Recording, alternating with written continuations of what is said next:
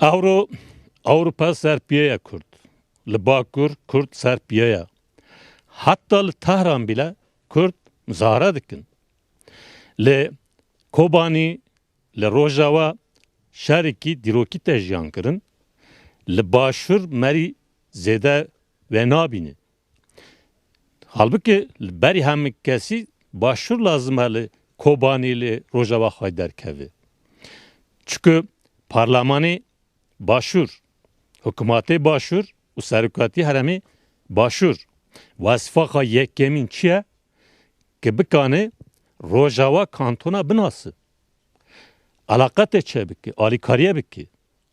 Eğer hükümeti herim, parlamenti herim, serukati heremi Kurdistan kantona ne nası, li dünya kes ne nası. Na li fraksiyonu yeneke parlamenti herim da mevkifi wan az mevkifi ki velat parez dibînim. Bu wan jî spas dikim.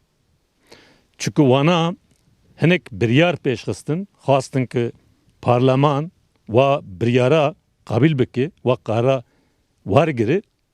Fakat parlaman ew qararına wernegirtin. Bu ve lazım ew fraksiyonu yeneke li ser mewqifê xwe daha zêde rawastı. Naragandın ahlaki xwe lazım ragandın gor wî ahlaki kar bike. Maalesef em dibînin hinek ragandın gor wî ahlaki kar nakin. Bi navî ragandine gelek tiştê nerast derewa bila dikin.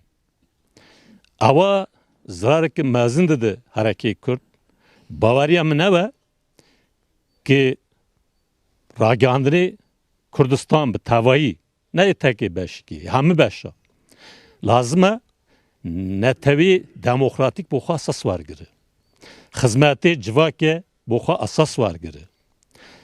Rastiyê dijminê Kurd bi her alîva bi Kurda bidifem kirin. Wer kar bike. Bu ve Kurdsat xetê netewî bo xwe esas werdigire, dibe xetê da hemû karê xwe weşane dimeşîne. Az piroz dikim